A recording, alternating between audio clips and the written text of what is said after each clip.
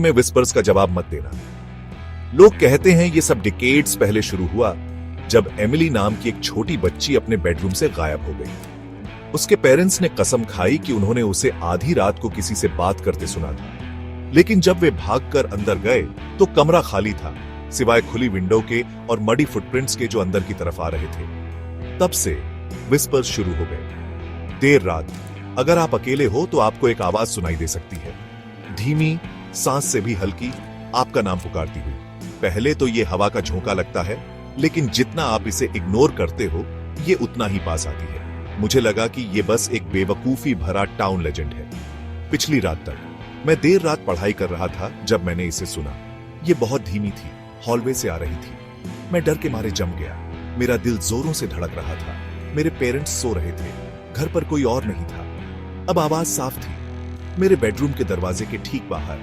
ये धीमी थी, बहलाने वाली, लगभग जानी पहचानी। मुझे मेरी रीढ़ में ठंडक महसूस हुई। मैं चिल्लाना चाहता था, लेकिन मेरा गला सूख गया था। फिर मुझे रूल याद आया, कभी भी अंधेरे में विस्पर्स का जवाब मत देना। दिल तेजी से धड़क रहा था।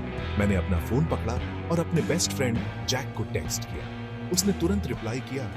मुझे वो बात याद दिलाई जो सब जानते थे, लेकिन मानना नहीं चाहते थे। विस्परिंग मैन सिर्फ उन्हीं के पास आता है जो जवाब देते हैं। मैं वहीं बैठा रहा, डर से सहमा हुआ, सुन रहा था जैसे आवाज और तेज होती जा रही थी। अब ये लगभग मेरे कान में थी। मैंने अपनी आंखें कसकर बंद कर ली, अपने कान ढक लिए, आवाज को रोकने की कोशिश कर रहा था। मिनट घंटों जैसे लग रहे थे, लेकिन आखिरकार विस्परिंग बंद हो गई। जब मैंने अपनी आंखें खोली तो कमरा शांत और खामोश था। उस रात मुझे बिल्कुल भी नींद नहीं आई। अगली सुबह मुझे अपने डोरवे के अंदर एक मडी फुटप्रिंट मिली। सबूत की वो बात, सबूत की लेजेंड सच था। तो अगर आप कभी भी अंधेरे में विस्पर सुने तो रूल याद रखना, कभी जवाब मत देना, क्योंकि एक बार जब आप जवाब दे देते हैं तो विस्परिंग मैन आपके पीछे आ जाएगा। सब लोग सेफ रहें और अपने कान बंद रखें।